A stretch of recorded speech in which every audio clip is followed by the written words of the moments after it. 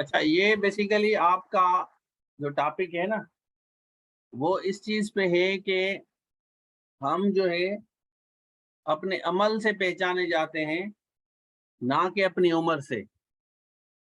अमल से पहचाने जाते हैं, ना कि हमारी उम्र से। तो हम लिखेंगे we live in deeds not years। We live in deeds not years। किसमें रहते हैं?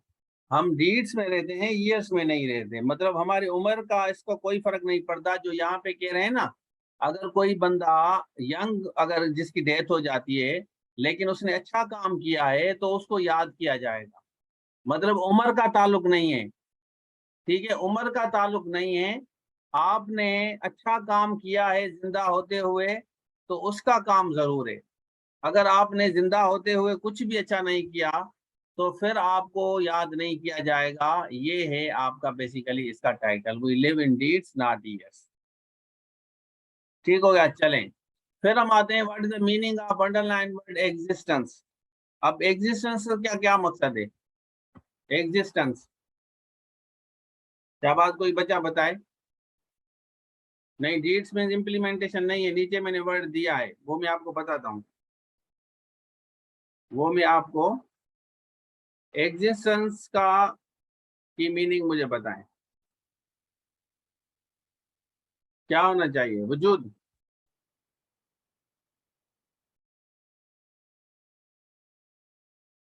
क्या बात?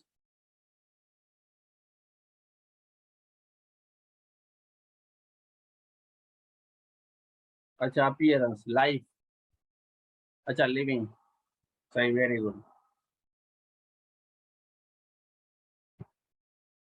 अब नीचे ऑप्शंस आएंगे आपके। ऑप्शन नंबर पहला आएगा लाइफ। ऑप्शन नंबर दूसरा आएगा, मैं आपको बताता हूँ, आप मुझे फिर बताएं, वे ऑफ लिविंग। ऑप्शन तीसरा आएगा लिविंग। और चौथा आएगा सर्वाइवल। चार ऑप्शंस आएंगे क्या? ये चार ऑप्शंस आपके पास आएंगे। तो इसमें से देखें, ये चारों के चारों मिल रहे हैं, चारों के चारों मिल रहे हैं, लेकिन हमें देखना है कि मोस्ट सुइटेबल कौन सा है। तो this is basically the important part of your understanding.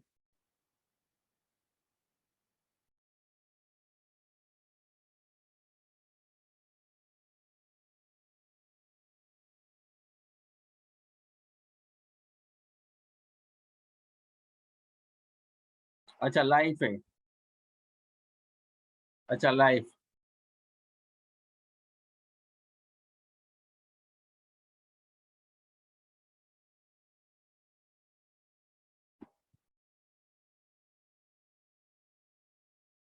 Very good, जबरदस्त। वे ऑफ लिविंग, जबरदस्त।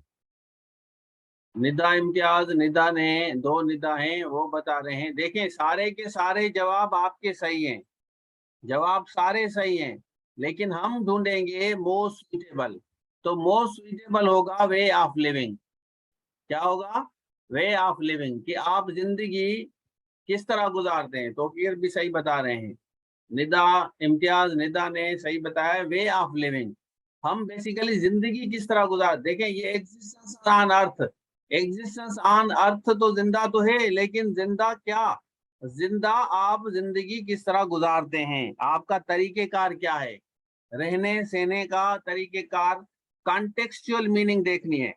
यहाँ से हम पढ़ेंगे ना, true life doesn't consist in the length of existence. अब लाइफ तो यहाँ आ गया, अब यहाँ पे true life doesn't consist in the length of our life. अगर सपोज कि इस लाइफ की जगह हम यहाँ एग्जिस्टेंस की जगह यहाँ पे हमने लाइफ लिखा, थोड़ा सा समझे, इसको मैं कर देता हूँ अंडरलाइन।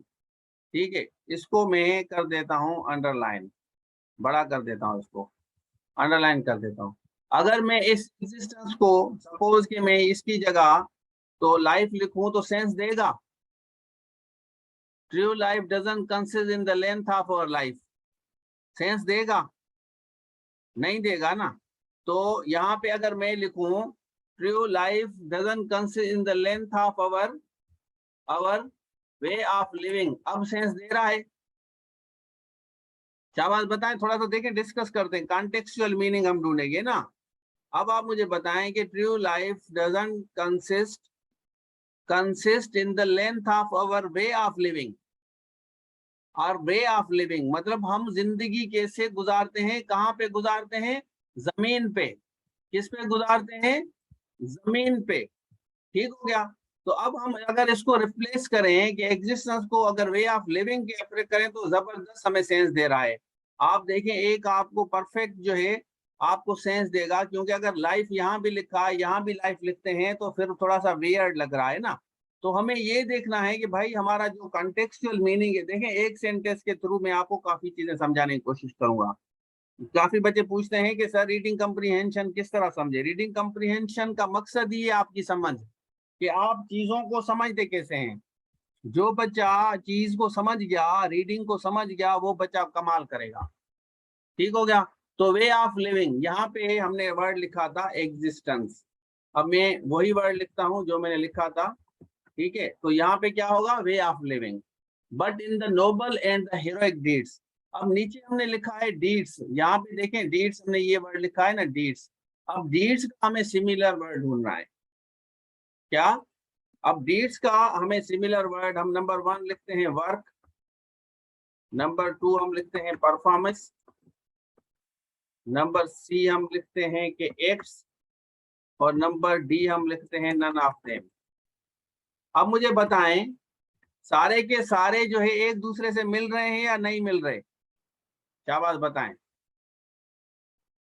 सारे के सारे एक दूसरे से मिल रहे हैं या नहीं मिल रहे, लेकिन हमें देखना है कि इसमें से परफेक्ट जवाब कौन सा है। बस असल आज का जो मौजू है वो ये है कि हमें जो है परफेक्ट देखना है कि इसमें से कौन सा ऐसा है जो 100% डीड्स के साथ मिल रहा है, इसके साथ मिल रहा है। और आपने देखा होगा कि आपको जो सवाल दिया जाता था ना, वो भी एक दूसरे के साथ मिलते हैं, वो भी एक दूसरे के साथ मिलते हैं जो आपको दिया जाता था। क्या बात बताएं, क्या बात, जल्दी करें। अच्छा, कुछ परफॉर्मेंस कह रहे हैं बच्चे, कुछ एक्ट्स कह रहे हैं, कुछ परफॉर्मेंस कह रहे हैं, कुछ एक्ट्स कह रहे हैं।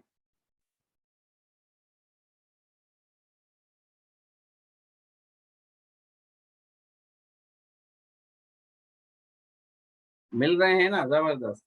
देखें, जो वर्ड मैं आपको समझाता हूँ, जो मैं आपको समझाता हूँ ना, क्या इंग्लिश में, अब जो वर्ड आपका परफॉर्मेंस है ना, performance is always done in a department or a limited sphere,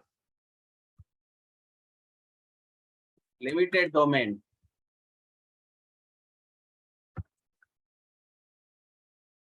भाई दूसरी चीजों को उंगलियां उंगलियां ना लगाए ना, फिर वो मसला होगा, फिर वो आपको पता है कि क्या यहाँ पे चीजें बन के आ रही हैं।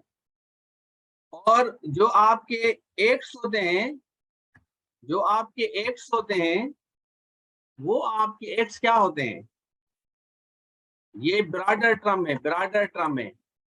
और जो परफॉर्मेंस है वो आपका लिमिटेड टर्म में। समझ आ रहा है, थोड़ा सा समझें। देखिए, मैं चीजें आपको जब तक मिसाल दे के नहीं समझाऊंगा ना तो आप नहीं समझेंगे। ये ब्रॉडर टर्म में एक्स हमारे जो होते हैं ना, आमाल होते हैं। परफॉर्मेंस आमाल नहीं है, उर्दू भी लिख लेता हूँ, आमाल। ठीक है ना, हमारे आमाल एक्स होते हैं, जो हम एक्स करते हैं ना, वो हमारे आमाल होते हैं। हमें जो सजा दी जाएगी, जो सजा दी जाएगी, वो हमें किस चीज पे, परफॉर्मेंस पे सजा मिलेगी या हमारे अमल पे मिलेगी, एक्स पे मिलेगी। सजा और जजा जो अल्लाह ताला हम लोगों को, आप लोगों को सजा और जजा, या आपको कोई फायदा या नुकसान किसी आपके अमल की वजह से मिलेगा या परफॉर्मेंस की वजह से मिलेगा। अल्लाह ताला को परफॉर्मेंस चाहिए, परफॉर्मेंस तो नहीं चाहिए ना। ठीक है, अब मुझे बताएं कि इसका क्या जवाब होना चाहिए। देखिए, मैं जबरदस्ती नहीं करूंगा आप लोगों के साथ, मैं आप लोगों को समझाने के बाद बताऊंगा कि आप मुझे बताएं कि क्या होना चाहिए।